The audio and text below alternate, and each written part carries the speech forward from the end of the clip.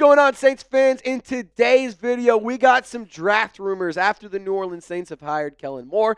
The move has been made official. We haven't talked about the draft yet, so this will be our first official video. After Kellen Moore has been hired, we're going to talk about some draft targets, go through a couple mock drafts, and see what everyone thinks the Saints are going to do this offseason, now with Kellen Moore running the show. So really quick, I want to encourage you to subscribe to the channel, and I just got to make a quick statement. The Saints absolutely have to crush this draft. They do not have the chance, and they do not have the opportunity to screw this up. So if you agree with me, hit the sub button for 100% free content. All right, so first thing I want to discuss is Ashton Jeanty. Obviously, he is a name that a lot of people have been discussing, not just around Saints media, but across all of the NFL media landscape, especially due to the ties from Boise State, from Jeanty and Kellen Moore. I've seen multiple mock drafts. I've seen multiple draft target videos. I've seen multiple blogs and all sorts of stuff linking Ashton Jeanty to the New Orleans Saints in round 1 at number 9 specifically, or maybe even like trading back to like 12, 13, that kind of stuff. But in round 1, I've seen a lot of buzz around Ashton Jeanty and the Saints. And, you know, you guys might be like, oh, who's this chunky white guy that's talking about the Saints? I don't even know him. He's not from Louisiana. He doesn't know anything about anything. Well, I'm here to tell you, friend of the program, very good colleague, belated birthday boy for the record, Ross Jackson.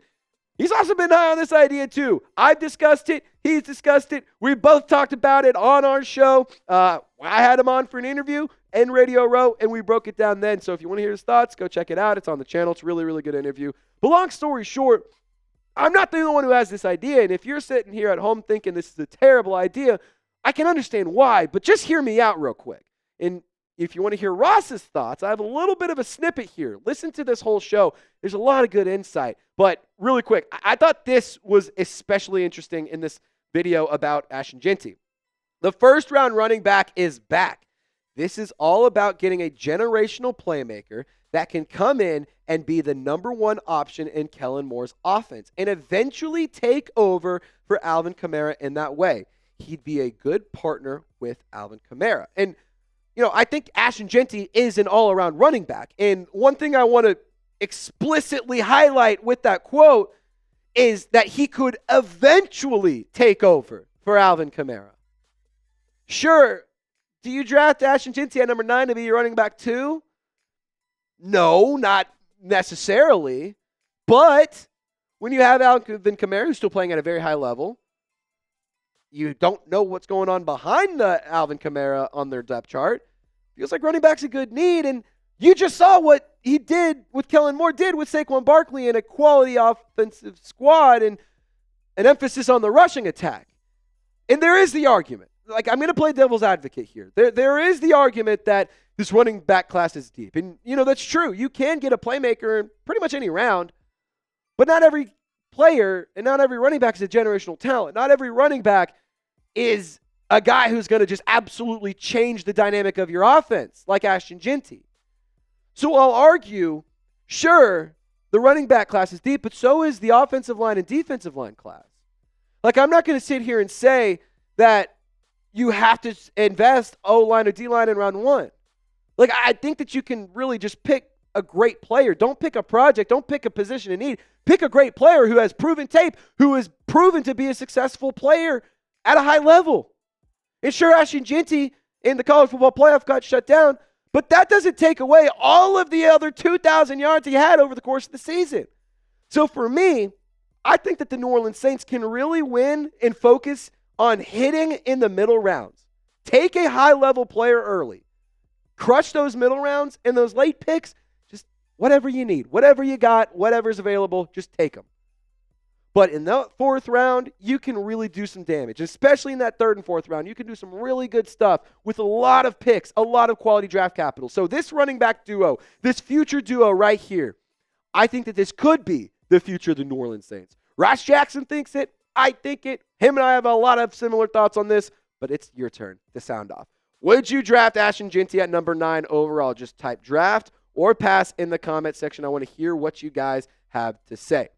Now, coming up next, we're going to dive into some draft rumors from ESPN and the NFL Network. They both put out mock drafts. NFL Network's was a 3-round mock draft. ESPN's was just a 1-round. So we're going to dive into who the experts think the Saints are going to pick now that they got their head coach. Really quickly, just got to give a friendly reminder to subscribe again to the channel. We give you guys free content. We give you guys free videos, and we go live every single week. And want to just say big time shout out to y'all. We've gained 267 subs in the last 7 days. So just got to say thank you guys so much for the awesome growth we've experienced over the last week.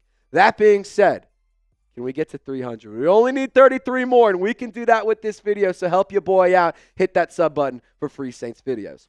Alrighty, so the ESPN mock draft, we're going to dive into who all went before the New Orleans Saints. They select at number 9, and for ESPN, this is how the mock draft shook out. Obviously, Travis Hunter, he's going to go number 1. Abdul Carter at number 2. Cam Ward at number 3.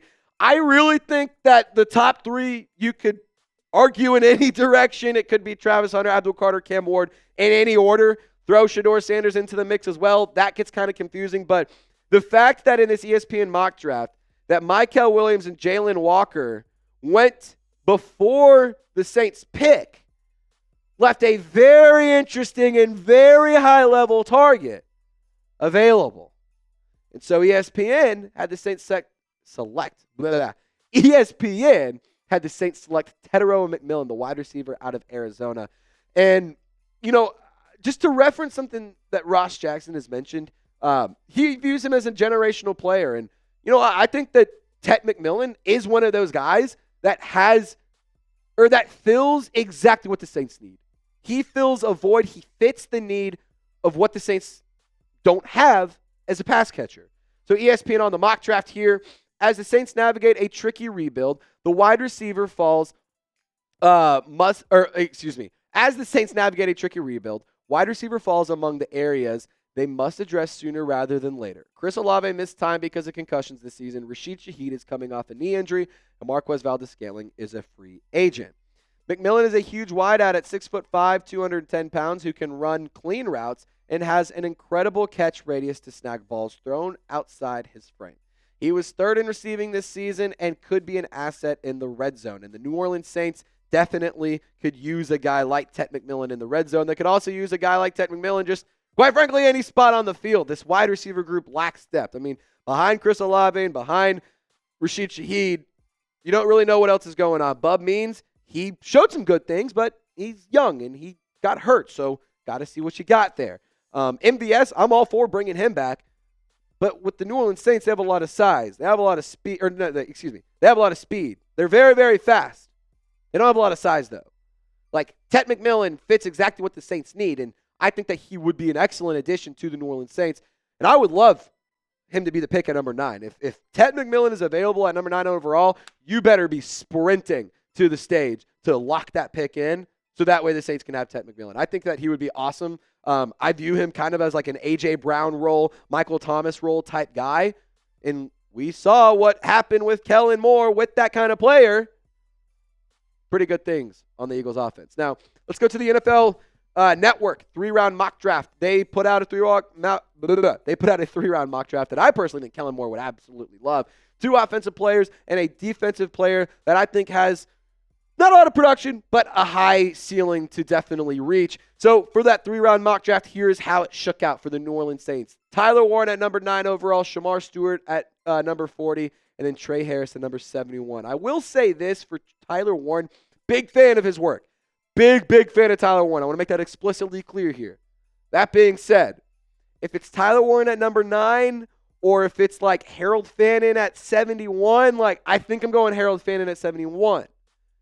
I just feel like number 9 is a little bit of a reach for Tyler Warren. That being said, it's a big need for the Saints. They need a tight end. Juwan Johnson, he's a free agent. We're going to have to see how things shake out. So let's go to NFL Network on Tyler Warren. With Juwan Johnson entering free agency and Foster Moreau in a big contract year, the team could use a big man like Tyler Warren in the middle of the field to complement a healthy Chris Olave in 2025. Now don't forget, you also have Dallin Holker on the roster, who's an undrafted free agent. He was viewed as like the Saints' 8th round pick is kind of how they were advertising him all throughout last training camp and everything. Got some action, not a lot of action. So obviously maybe things can grow there and maybe things can develop there. But tight end is a position need for the New Orleans Saints. I like the idea of Tyler Warren. I think he's a very good player. And to be totally honest, it's exactly a big position of need, so I wouldn't hate it. And especially if this pick hits, nobody's going to be batting an eye about this. It's the same thing with Jahmyr Gibbs with the Lions. Same thing I would say about Ashton Jeanty. If the pick hits and we love it and he's playing really good, nobody's going to blame you for it. Nobody's going to make fun of you for it. At the moment, sure, but let time pass and we'll see kind of how things roll out.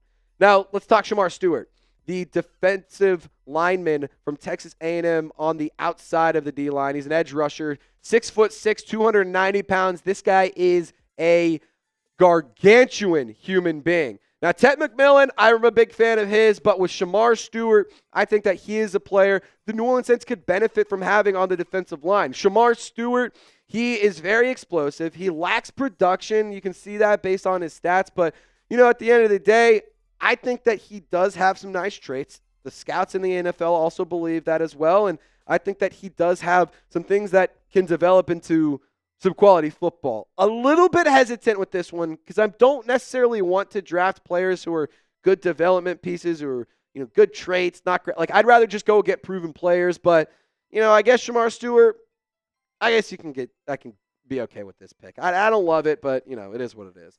Trey Harris, he is actually a wide receiver from Ole Miss that grew up in Lafayette, Louisiana. Fun fact. 6'3", 210 pounds. If you miss out on Ted McMillan, I'll tell you what, Trey Harris is an excellent consolation prize. He's a prototypical guy when it comes to being a big-bodied pass catcher. He is a very strong possession wide receiver. He does have yards after catch ability. And on top of that, he's very versatile as a wide receiver. You can line him up either on the outside, on the slot. You can line him up really anywhere you want. And then on top of that, as a run blocker, he is very solid. He's willing to do it. And that's something that I really like in a wide receiver. I think Trey Harris would be a massive steal for what it's worth in the third round. I would take him in the second round as early as that. That's just me. I love the idea of getting Trey Harris on this team. And I think that if you go, for example, like, let's say you go Ashton Jeanty round 1, somebody in round 2, Trey Harris round 3, that is awesome. Or let's say you go like Mason Graham round 1, Cam Scatterby round 2, Trey Harris round 3. Like, I'm okay with that. I really like the idea of Trey Harris. He's got proven production, over 17 yards per catch. The dude's an absolute dog. So, there's a lot of things the Saints could do at the number 9 overall pick. They could trade up. They could trade back. They could just make a pick. What should they do? And if they should make a pick, who should they select? Let me know down in the comment section what you guys think. And thank y'all so much for tuning in. Y'all stay golden. Be sure to subscribe to the channel. We greatly appreciate everyone for taking the time out of the day to watch this video. We will see you next time.